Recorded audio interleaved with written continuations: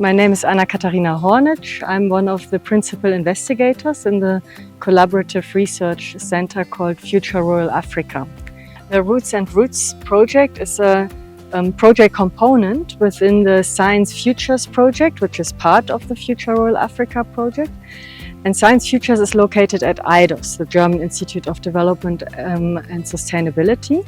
I'm the director of IDOS, and the Roots and Roots project is a research component that focuses on higher education system development. So the team looked at the state of the higher education system in Tanzania and in Kenya, and interviewed quite a number of alumni, so graduates from different universities, as well as university staff and educational policy administrators in order to study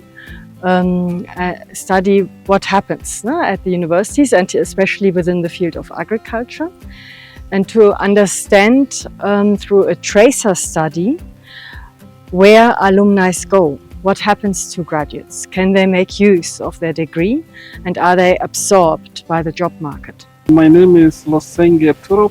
I'm the current acting director for the Pan-African University Institute in Kenya. And in this project, we call it the Roots, signifying tree roots, and then the roots signifying the pathways. So we are saying we can be able to build capacity that enables students to be properly grounded in the areas of agriculture. Then we will be able to establish very well linkages or very good linkages to industry, and we make those graduates relevant for the industry. We look at various things. In this specific project, we wanted to establish the future of rural farming in Eastern Africa, and the graduates in agriculture are the most relevant. So the project wanted to establish in the 22nd century, in the 21st century, what is the future of the rural small-scale production in Eastern Africa. The project then cascaded down to the graduates in the areas of agriculture so that we can be able to establish how the landscapes of the future rural farming in East Africa will look like.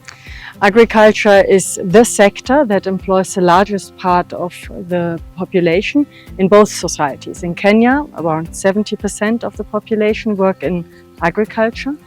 In Tanzania, it's similar, also around 60 to 70% work in agriculture. So it's an enormous contribution to creating jobs for a wide part of the societies, and also contributing to GDP. My name is Theobald Frank Theodore, the Associate Professor in Climate Change, but I also am the country coordinator of the CRC project in Tanzania.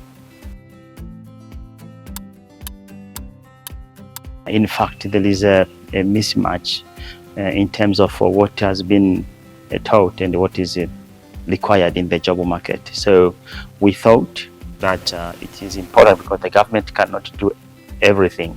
So we as a part of as the actors, stakeholders, we decided that having done this tracer study, it will be easier for us to identify some key issues and unpack them, and then communicate them to the respective government channel so they can be implemented. I'm Professor Dennis Otieno Ochwada from Jaramogi Oginga Odinga University of Science and Technology. I'm currently the director of the Blue Economy Institute. And within the project that we are talking about, this is the tracer studies for East African higher education or universities. I was the coordinator for the JUST team. This is varied. There are some employers who feel that our graduates are very relevant, but of course with the current advancements in technologies, the integration of AI, some employers feel that we also need to modernize our curriculum.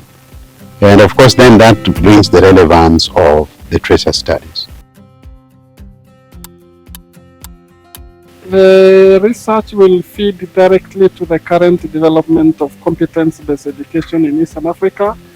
The three Eastern African countries are shifting into a different form of curricula, the competence-based curricula, the competence-based education, In this process, if we can be able to establish how our students are properly rooted, then we can be able to feed to the curricula to ensure that the students that are going to be produced in the future will be up to the standards of the requirements of the industry. They'll be prepared to take jobs directly from the industry. They'll be easily employable globally and specifically for the region.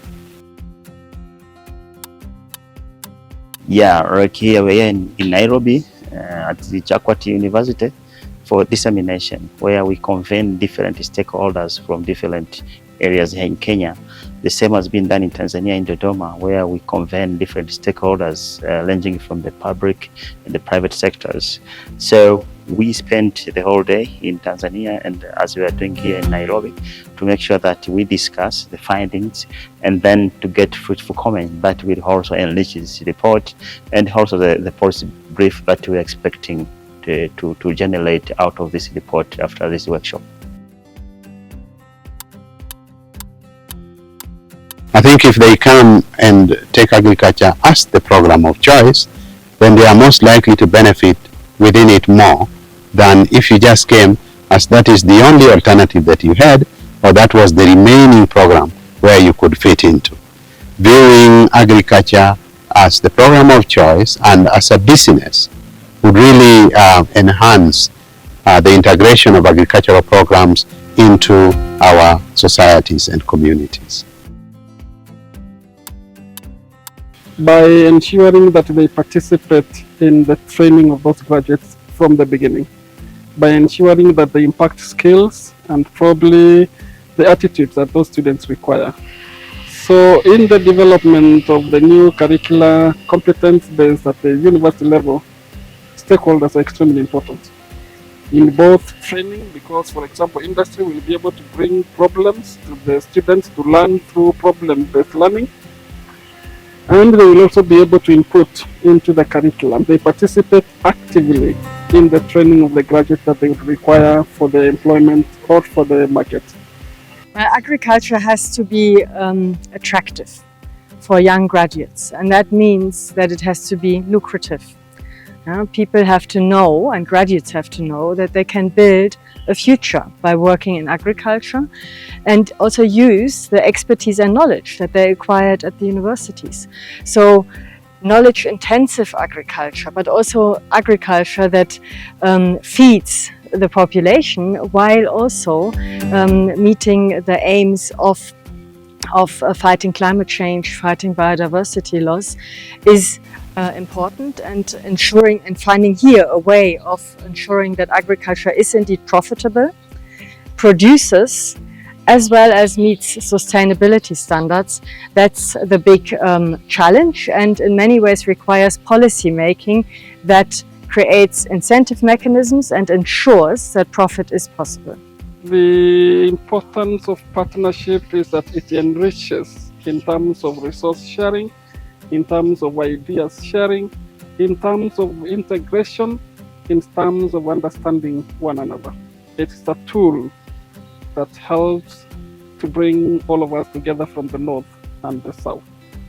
JACWAT and JUICE have been key partners in Kenya for the overall research project of Future Rural Africa, as well as for Science Futures, the sub-project that I'm co-heading with Michael Brüntrup. We have been collaborating on conceptualizing the project, but also very much so collaborating for the implementation. And that meant that now, especially in the past 3 months, the research of that junior researcher team doing the tracer study was actually conducted jointly. Yeah? So we had participants, Kenyan as well as from Tanzanian universities, as part of the research team, in order to also here build our partnership approach.